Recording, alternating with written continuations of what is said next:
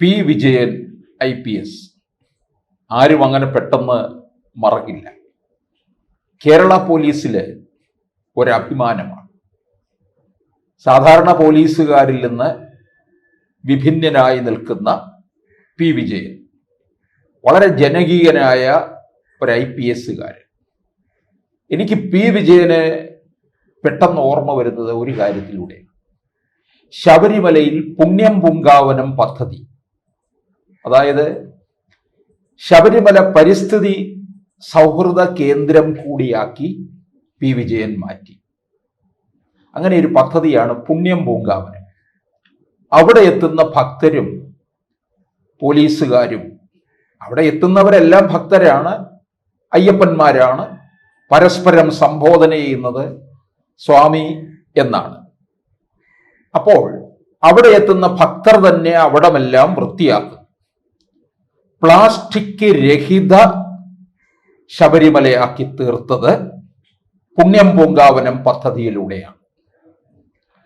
ആ പുണ്യം പൂങ്കാവനം പദ്ധതിയെ പ്രധാനമന്ത്രിയുടെ പ്രതിമാസ റേഡിയോ പരിപാടിയായ മൻ കി ബാത്തിലും പ്രശംസിക്കുകയുണ്ടായി.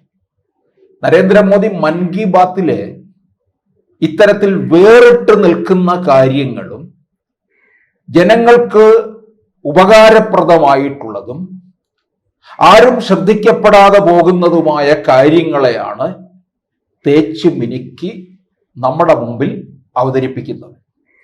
ഏതാണ്ട് ഒരു 125 ലക്കം പിന്നിട്ടിരിക്കുന്ന ഓരോ മൻ കി ബാത്തിലൂടെയും ഓരോ പുതിയ കാര്യങ്ങളാണ് നമുക്ക് ലഭിക്കുന്നത്. എല്ലാ മാസവും അവസാനത്തെ ഞായറാഴ്ചയാണ് പ്രധാനമന്ത്രി ഹിന്ദിയിൽ അവതരിപ്പിക്കുന്നത്. അത് കഴിഞ്ഞാൽ, അതായത് രാവിലെ 11 മണിക്ക് റേഡിയോയിൽ, 11:30 അത് ഓരോ സംസ്ഥാനങ്ങളിലും പ്രാദേശിക ഭാഷകളിലും പോകും. അങ്ങനെ മൻ കി ബാത്തിലൂടെയും പി വിജയൻ ഏറെ പ്രശംസിക്കപ്പെട്ടിട്ടുണ്ട്. മൻ കി ബാത്തിൽ ഈ പ്രശംസ കിട്ടിയപ്പോൾ വിജയന്റെ നേരെ ഇവിടുത്തെ മറ്റ് ചില അസൂയാലുക്കൾ അങ്ങ് തിരിഞ്ഞു. അത് നമ്മുടെ പ്രധാന വിജയനായിട്ടുള്ള കാരണഭൂതൻ പിണറായി വിജയനും വലിയൊരു അസഹിഷ്ണുതയാണ് ഉണ്ടാക്കിയത്.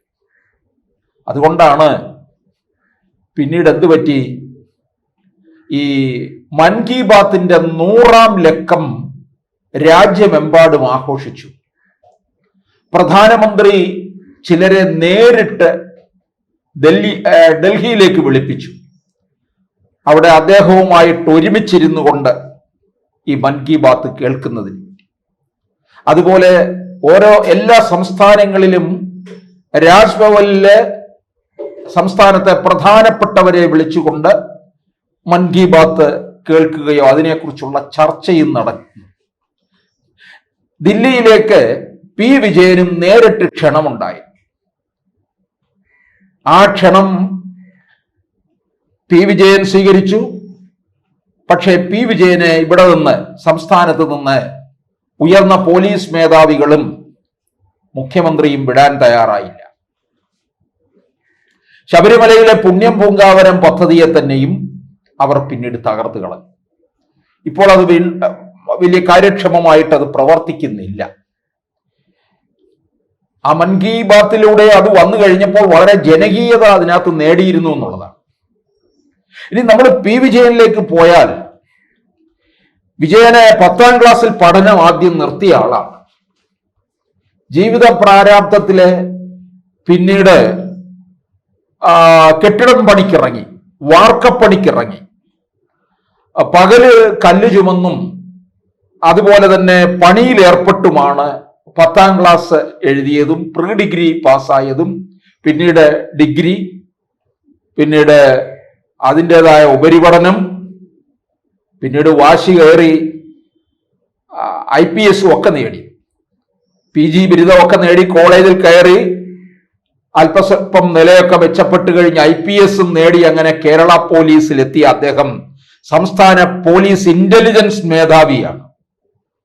അദ്ദേഹത്തിന്റെ ഔദ്യോഗിക ജീവിതം ഹാർവാർഡ് യൂണിവേഴ്സിറ്റി അടക്കം 6 അമേരിക്കൻ സർവകലാശാലകളിൽ പഠന ഗ്രന്ഥമായി തീർന്നിരിക്കുകയാണ്.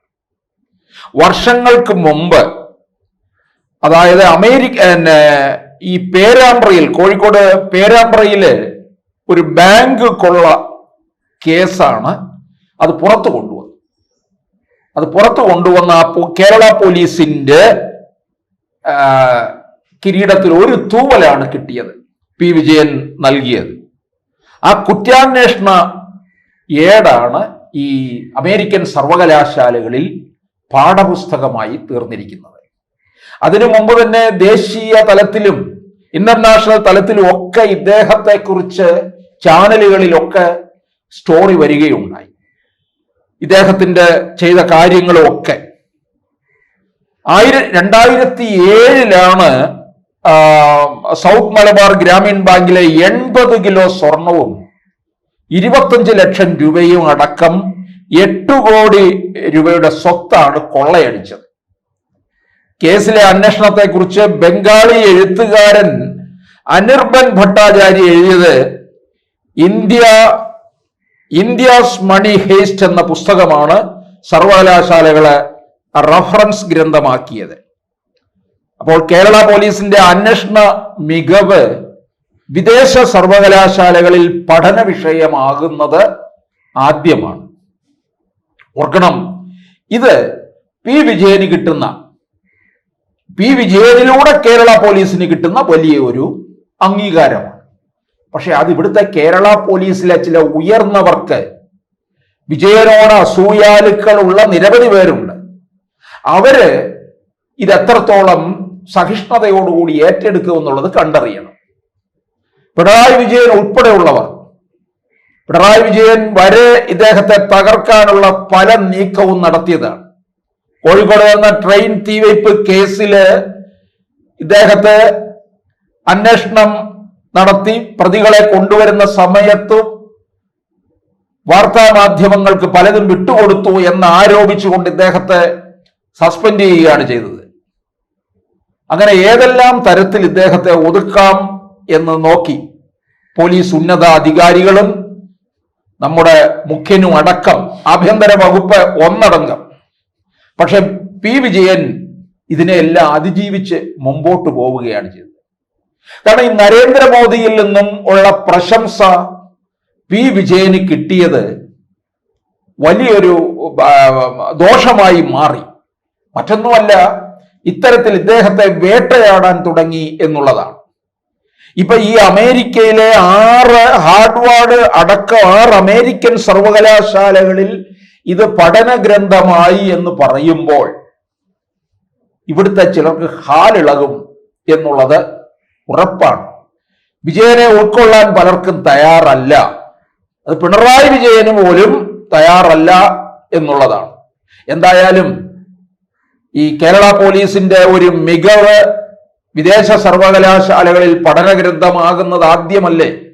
അതിൽ കേരള പോലീസിന് അഭിമാനിക്കാം.